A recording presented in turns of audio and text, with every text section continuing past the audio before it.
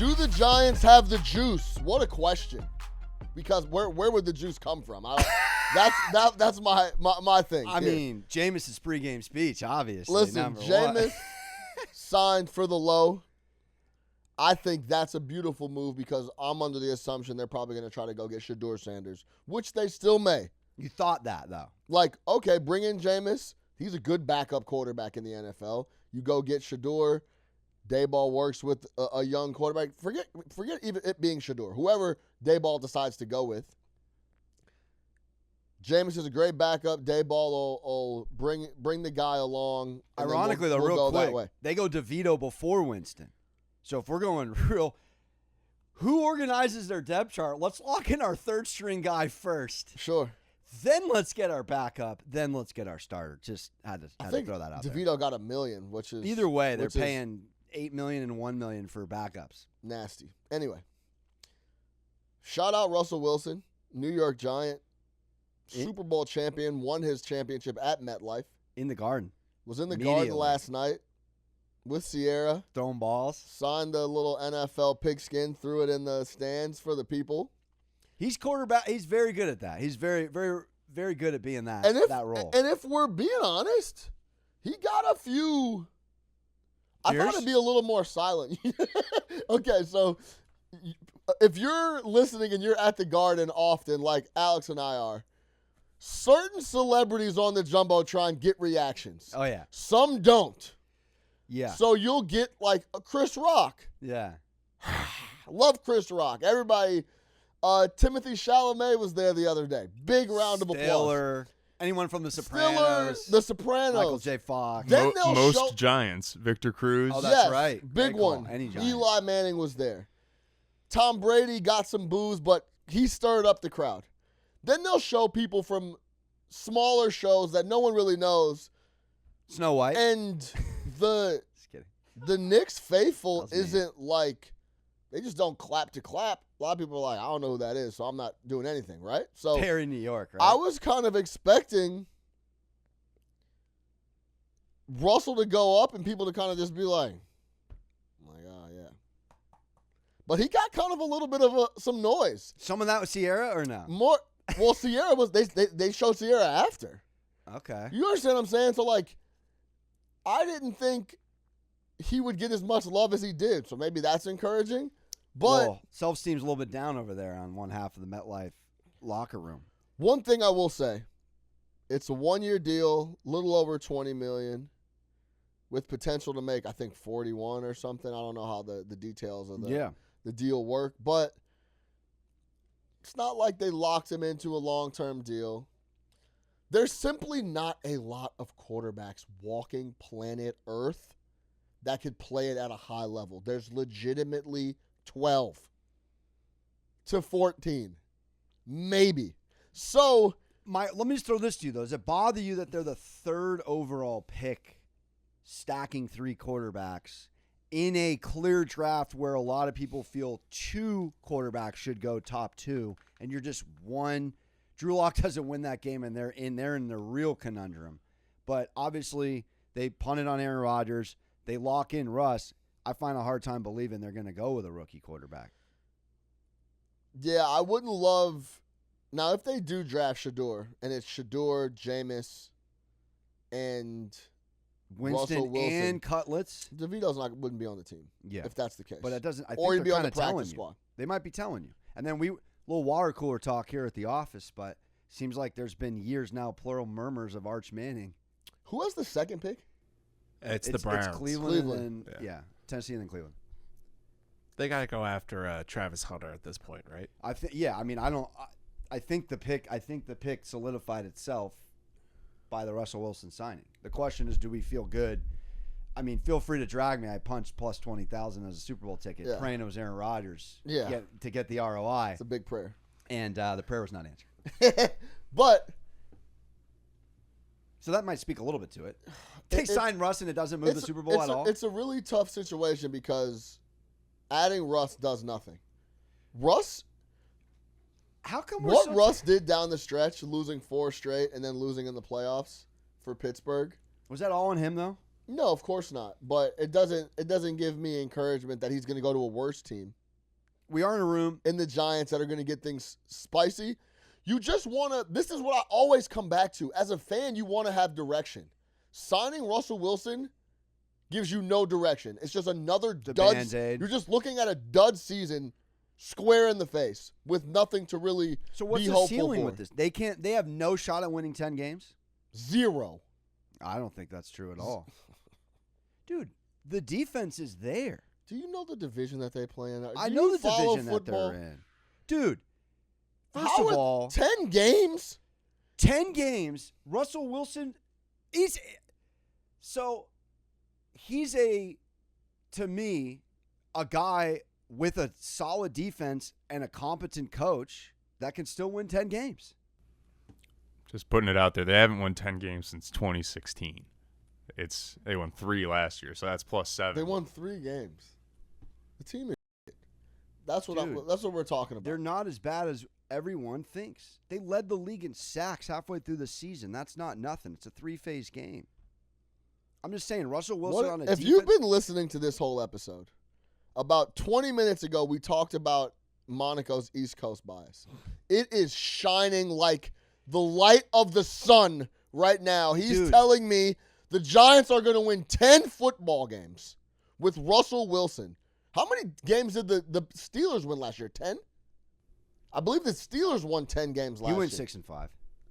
The only way that I think it works out for you, Alex, is Dable and Shane are in the we have to do something this year or we're gone. So they put all the eggs in their basket for Russ, which is why they would take Hunter, put him as a weapon on offense, Hunter, defense. Neighbors, like and they're Russ hoping with the top 10 everything D. would have to play out well for that to happen. But the Giants' self-esteem. We're talking about Daniel Jones 2-8, Locke 1-4, and DeVito winless last year. The self-esteem has never been lower. I think buying low on this team, not to. I'm off them going to the Super Bowl. I do like Tyrone Tracy though.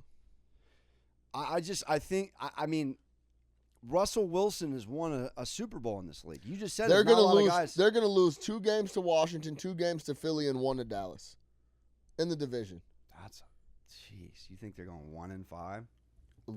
Without question. They face the NFC North and the AFC West in terms of other divisions, so that's kind of tough. Awful. That includes the Raiders. I'll be staring up after that. But overall, I think as a fan base, you want to have hope.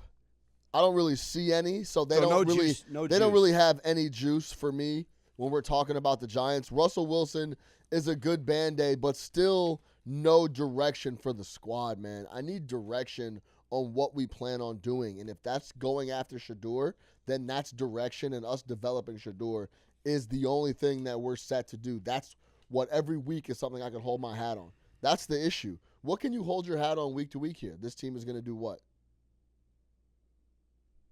No juice. Great pregame speeches. For the Russell Wilson-led New York Giants. And then Russell's going to really piss everybody off with that nonsense talk he's going to have every week. We're just plugging away. We got a good football team here. Him and Jameis is going to be all-time dialogue.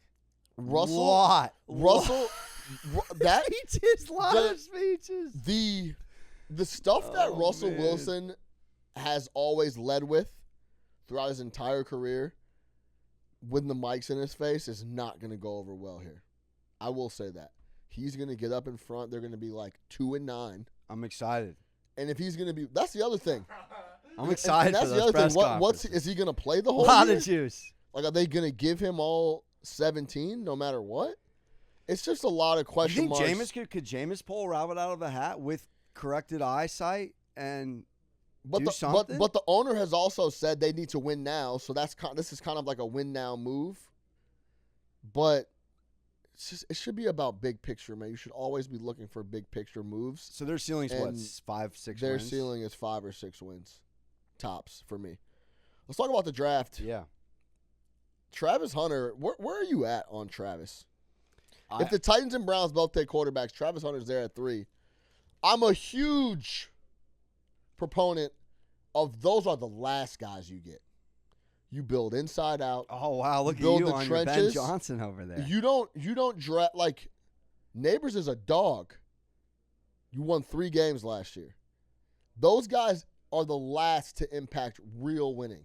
You want a nice Big Ten SEC tackle is what you want. Go look at the Chargers. Yo. Joe Alt. It's the first thing. Go look at the Chargers. First pick is Joe Alt. Keenan Allen, pack it up. I don't care, Pro Bowler or not. You're gone. Mike Williams, pack it up. He's back, but discount deal. But yes. Yeah, no, I know but yes. And then who's the guy that made a huge impact? McConkey. Yeah. Has a huge year for the Chargers. 5.5. You just build inside out, not outside in. So I would hate to see them have Neighbors, Hunter, and then not really much else going on the offensive side. I'm with you. Especially the offensive line. Yeah, I'm with you normally, I guess, because it's Russ and it's the Band-Aid and it's a segue year. Do you want to keep a Hunter and a Neighbors for years to come? That's pretty electrifying. I mean. No, it's not electrifying if you can't get them the rock. But let's not forget Hunter plays both ways. So you're getting a corner, too. We don't know that he can play both ways in the league. We don't know it. But that's why it's a unicorn at 3. I think you need to draft the potential Charizard. That's what is actually special about him. If you watch the Colorado stuff, he never looked tired ever. It's actually unbelievable. Have you ever played like pickup football and you're on defense and everybody plays both ways on pickup. But that's what I'm saying. Yeah. That's kind of that's my point. If a dude runs one streak, you're gassed. It's like over. This dude's going both ways, playing 100 snaps. Yeah. So that's what makes the dude a unicorn and special, that he could continue to play. But if we're talking about a lockdown corner at 3 and not a decorated secondary asset to Neighbors at wide receiver, I see what you're saying. Now we are building. Yeah, that's a interesting. More. I guess. Yeah, because like Pat Surtain, like if he's in a Surtain conversation, which is take my man from Penn State, Abdul Carter. I like that dog. I mean, with Russ, sure, go offensive line, but so you're going to go with Andrew Thomas, Evan Neal, swing and miss. I don't think bust-wise Hunter has a high upside of busting. You're getting a real asset.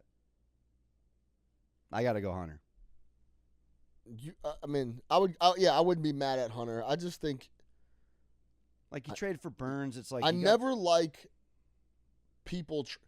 A lot of the owners and the GMs, and they try to spit in fans' face as if we're stupid. I know this team that you're putting together can't compete with anybody. So don't try to tell me that it can. You signing Russell Wilson and telling me we're going to compete for the division is nonsense.